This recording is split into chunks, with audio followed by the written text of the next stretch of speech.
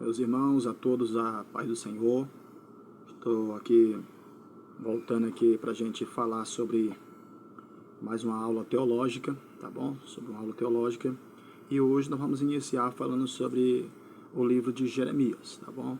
Vamos continuar aqui falando sobre o profeta Isaías. A todos os meus alunos e acompanhantes aí do curso de teologia básico, tá bom? Vamos começar falando sobre já falamos sobre Isaías, agora vamos passar a falar sobre Jeremias. Jeremias, no Antigo Testamento, a Bíblia contém como profeta maior, oráculo, atribuído ao profeta Jeremias. Ele mesmo que é o autor, filho de Ilquias, Jeremias. A data aproximadamente do livro do profeta Jeremias é datada do ano 620 a 586 a.C., tá bom? Observe essas datas, é muito peculiar. O livro do profeta Jeremias nós podemos categoricamente dividir ele aqui em simples partes, tá? Em simples, pelo menos 7 partes para a gente entender os acontecimentos do livro do profeta Jeremias, tá? Jeremias ele se encaixa no rol dos profetas maiores ainda, tá? Enquanto ele é profeta maior, depois nós falaremos sobre os profetas menores. Até então estamos falando sobre Jeremias. O primeiro tópico, já que Jeremias, vamos falar ele dividindo ele aqui em 7 tópicos, o primeiro tópico do livro de Jeremias, vamos falar sobre o chamado de Jeremias, que aparece logo ali no primeiro capítulo, Deus chamando Jeremias e dizendo: desde o ventre da tua mãe eu te chamei, te escolhi, te santifiquei, e as nações eu te dei por profeta. Então ele é designado logo ali a proclamar o ID, fazer a vontade do Deus Todo-Poderoso no ministério que dura cerca de 20 anos de idade. Ele tinha, quando foi incumbido para então levar a palavra como profeta de Deus, entendeu? Tá certo, senhor? Então esse é o primeiro momento do acontecimento do livro do profeta Jeremias. Segunda parte do livro do profeta Jeremias, vamos ver o momento do oráculo de Deus, ou seja, ele vai profetizar, vai denunciar, vai agora falar sobre o juízo eminente de Deus sobre Israel, que viria um juiz de Deus sobre o povo de Israel, porque estava na prática da idolatria, a injustiça, a infidelidade. Israel estava cometendo todas essas atrocidades.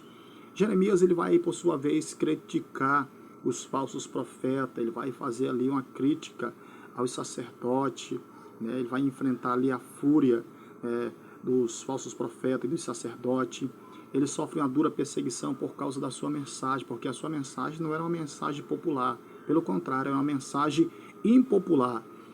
Ninguém queria parar para ouvir uma mensagem de Jeremias, porque era uma mensagem que denunciava o pecado, o erro, não era uma mensagem motiva, não era uma mensagem que dizia Deus é isso, Deus está contigo, aí firme, não, era uma mensagem de autocorreção, de auto-preparação do povo para se encontrar com Deus.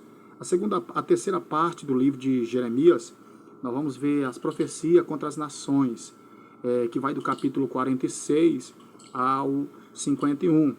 Além de profetizar sobre o destino de Judá, Jeremias também vai aproveitar o momento, também para que Jeremias também vai pronunciar sobre várias nações vizinhas, revelando o que? Revelando o plano soberano de Deus sobre todas as nações.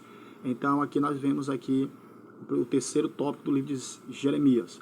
Partindo agora para o quarto ponto de divisão do livro de Jeremias, no quarto ponto que é dividido do livro de Jeremias, vai falar sobre o rolo do livro, que é no capítulo 36 ali. Jeremias, ele ditou suas próprias palavras, ditou a sua profecia, e Baruque, quem era Baruque? Baruque era o seu escriba, o que estava registrando tudo no rolo ali que Jeremias estava falando. Jeremias ia falando e Baruque, seu escritor, ia anotando, ia digitalizando tudo ali, né? Redigindo tudo que Jeremias ia falando. E esse rolo foi lido diante do rei Joaquim. Como nós já sabemos, você que lê e acompanha a história, você sabe o que? Quando foi lido perante Joaquim, o que acontecia, né? Joaquim eminentemente se levantou, revoltado, queimou o rolo, né? Queimou todo aquele rolo, jogou no fogo. A ira do rei Joaquim foi suscitada, né? Foi suscitada quando Jeremias mandou o Baruque escrever e levar para o rei Joaquim ler. Então teve esse momento, foi queimado esse pergaminho, e Jeremias volta novamente a continuar escrevendo, não se detém, não para. No quinto momento da divisão do livro de Jeremias, a quinta parte, que é dividida do livro de Jeremias, vai falar sobre a situação da política, vai falar sobre o cativeiro em que Israel seria levado em cativeiros, que é do capítulo 39 ao capítulo 44, e vai falar justamente sobre Jeremias, vai dar o testemunho sobre a queda de Jerusalém pelos babilônios, que seria destruído, né, a destruição do templo, né, o povo que seria levado em exílio para a Babilônia. Então, a quinta parte vai falar, né, no livro de Jeremias, vai falar sobre o cativeiro, que o povo seria levado em cativeiro, que duraria ali um período.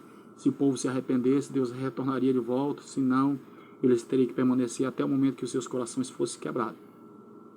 Na sexta parte, que é dividido do livro do profeta Jeremias, senhoras e senhores, vai falar sobre a promessa da redenção, do capítulo 30 ao capítulo 33. Ele está falando agora sobre a redenção, sobre se o povo se voltasse a Deus, havia uma promessa ali para o povo de Israel, uma promessa de restauração, uma promessa que o povo voltaria, né? Se o povo se voltasse em primeira instância, se voltasse em primeiro lugar para Deus, então Deus, né, voltaria a reatar aliança com eles e libertaria eles, né, da mão dos babilônicos, dos egípcios, vamos dizer assim, dos faraós, do povo ali da Babilônia, tá certo? Então essa promessa é feita para o povo de Israel se eles deixassem, né, e se entregassem para o Messias, uma promessa, uma aliança de renovação de contrato entre Israel e o povo de Deus. E por último, para nós finalizar o livro de Jeremias, a sétima e última parte, que é dividida no livro de Jeremias, e vai do capítulo 37, 38 ao 52. O livro também registra os eventos ali, os eventos específicos da vida de Jeremias, incluindo sua prisão, a cisterna onde ele foi lançado e o fim do circo babilônico sobre Jerusalém, né? Sabemos que a vida de Jeremias, aí para quem já conhece, acredito que você conhece um pouco, Jeremias, ele viveu uma vida muito difícil, não tinha amigos, não tinha profetas ao seu lado, não era um rapaz bem aceito onde ele chegava, não tinha um rol de amigo, talvez como você tenha. Jeremias, ele não podia ir à festa, ele não podia ir a comemorações, ele não podia casar. Tudo isso Deus já evitando ele para evitar de maiores sofrimento. Então entenda aí a dificuldade da vida de Jeremias. Então, por isso que logo mais à frente vamos falar sobre a lamentação agora de Jeremias, tá? Livro de Lamentação, vamos passar agora falando sobre o livro de Lamentação, aproveitando o momento. O livro de Lamentação é um conjunto de poemas expressando tristeza, lamento. O livro de Lamentação, que é atribuído ao mesmo profeta chamado Jeremias, o autor é Jeremias, a data 586 a.C., tá certo? Então o livro de Lamentação é um conjunto de poesia que expressa lamentação, tristeza, dor, e vai expressar realmente essa tristeza, esse lamento, quanto à destruição de Jerusalém, quanto o templo é destruído, né, quando é levado pelos babilônicos ali no século IV, no século VI, melhor dizendo, antes de Cristo.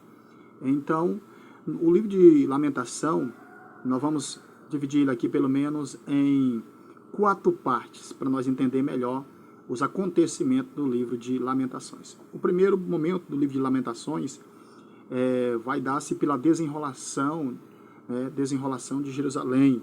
Vamos ver aqui, no capítulo 1, o autor, ele tradicionalmente associado a Jeremias, ele vai lamentar a ruína da cidade, né, e agora esta está desolada e desabitada e sofre muito. O segundo ponto do livro de Lamentações, ele vai falar sobre o sofrimento de Sião, capítulo 2, que este capítulo, no capítulo 2, ele destaca o julgamento divino, senhoras e senhores, amigo, ouvinte. Ele fala sobre o julgamento divino sobre Jerusalém, a devastação causada pelos seus inimigos, pelos seus adversários. Vai falar sobre a tristeza profunda e que o autor estava ali. Ele destaca uma conexão entre sofrimento e desobediência. Então, todo o sofrimento estava vindo por intermédio da desobediência do povo de Jerusalém. Então, no terceiro ponto da divisão do livro de Lamentações, vai estar falando no capítulo 3, que vai falar sobre a súplica por misericórdia. Este capítulo 3 é um poema acróstico, onde cada sessão cada sessão do capítulo 3 começa com uma letra consecutiva do alfabeto hebraico.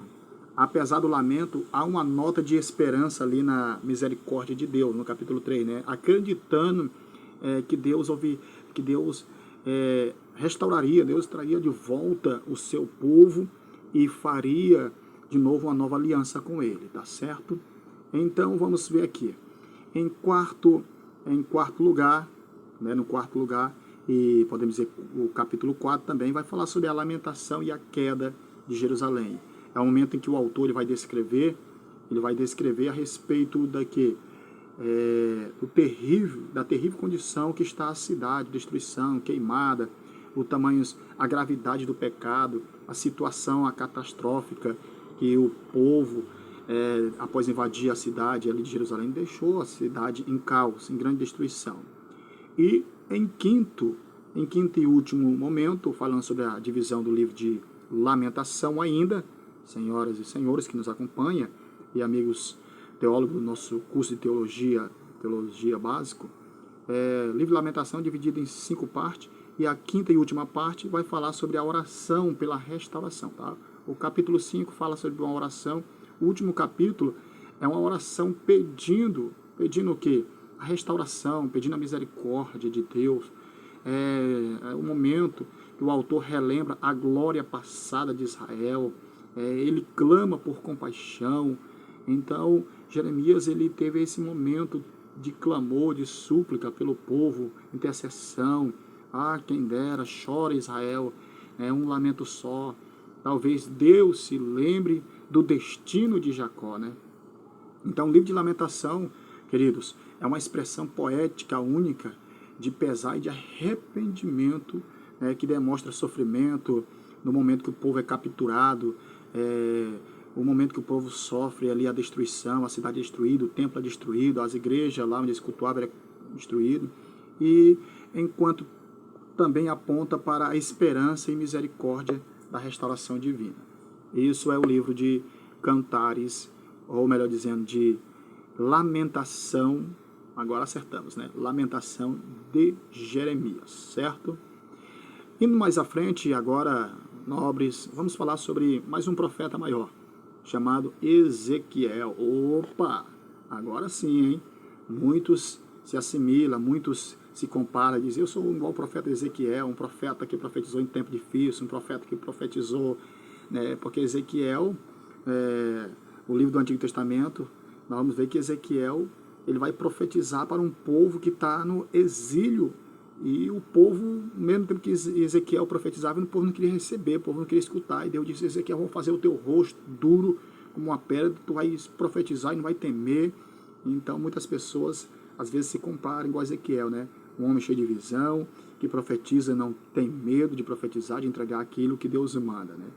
Então Ezequiel, no Antigo Testamento da Bíblia, é uma coleção de profecia, visões atribuídas, né, por Ezequiel. É o momento, igual eu falei, que ele vai estar profetizando ali durante o exilado, que o povo tinha sido deportado para a Babilônia, e Ezequiel vai estar ali profetizando junto às margens do rio Quebar. O autor, cujo nome significa Deus fortalece, né, Ezequiel, cujo nome Deus fortalece, filho de Buzi, o sacerdote, lá em Ezequiel capítulo 1, versículo 3, e também a data do livro de Ezequiel é 593 a.C. Tudo bem? Tudo certo até aqui? Todo mundo acompanhando aí direitinho? A data 503, né? 593 a.C., no 5º ano do reinado de Joaquim. A última data por oráculo, né, pelo profeta, provavelmente 571 a.C. O livro de Ezequiel, ele vai ser dividido aqui para nós, pelo menos, em 7 partes para nós melhor entender, né? Poderia dividir em mais partes, mas vamos pelo menos resumir aqui em 7 partes, que é dividido o livro do profeta Ezequiel. E a primeira parte do livro do profeta Ezequiel, nobre ouvinte, amigos teólogos, o primeiro momento da vida de Ezequiel, capítulo 1 ao capítulo 3, Ezequiel tem uma visão extraordinária da glória de Deus, né? De Deus, incluindo a visão dos querubins, uma experiência onde come um rolo, simboliza a palavra de Deus. Ele é comissionado como um sentinela para a casa de Israel, para pregar, para divulgar, aquilo tudo que eu estava falando para você agora há pouco sobre Ezequiel, tá certo? Segundo ponto, segunda divisão do livro de Ezequiel vai estar dividida da seguinte forma. Começa do capítulo 4 ao 24, vai falar sobre profecias do julgamento contra Israel. Tá? Do capítulo 4 vai falar sobre Ezequiel vai pronunciar a mensagem de julgamento sobre Israel, né, devido à sua idolatria, injustiça, infidelidade. Percebam uma coisa similar que tanto Jeremias, Ezequiel, Daniel, esses profetas estão sempre denunciando o erro, os defeitos, a idolatria, a injustiça, a infidelidade, e o povo sempre no mesmo caminho, sempre quebrando o pacto e a aliança. E ainda hoje não é diferente, né? Certo? Ainda hoje não é diferente. O povo vive essa mesma infidelidade. Quando Deus pesa a mão, eles se arrependem, Deus faz uma nova aliança com eles. E assim, né, vai sendo a bondade de Deus para todos nós. Então, na segunda divisão do livro do profeta Ezequiel, fala sobre julgamento, onde ele vai denunciar, onde ele vai falar, vai vir por causa do vosso pecado, por causa da vossa infidelidade, por isso que veio essa sentença, esse jugo sobre vocês. Então, sim, a infidelidade do povo que trouxe essa dramatização total, né, sobre a vida do povo de Israel. Vejamos aqui, continuando ainda falando sobre o livro do profeta Ezequiel, tá? O livro do profeta Ezequiel,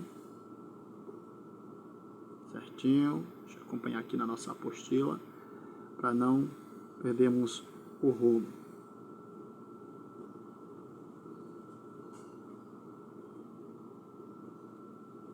A promessa, vamos falar agora do capítulo 25 ao capítulo 32, aonde fala sobre a promessa, profecia contra as nações. O que acontece aqui do capítulo 25 ao 32 do profeta Ezequiel? Vai falar sobre... Ezequiel vai profetizar sobre várias nações, incluindo Amon, Moabe, Edom e o Egito. Então, essa é a divisão no terceiro, né? No terceiro, isso. Quarto, vai falar sobre a promessa da restauração, do capítulo 33, senhoras e senhores, acompanhe na sua Bíblia aí, você que vai assistir nossa videoaula. Do capítulo 33 ao 39 de Ezequiel, vai falar sobre a restauração, a suposta restauração. Após as profecias de julgamento, Ezequiel agora anuncia uma mensagem de restauração e esperança para o povo, né? Como é o bom pastor, o cajado bate, mas também consola, né?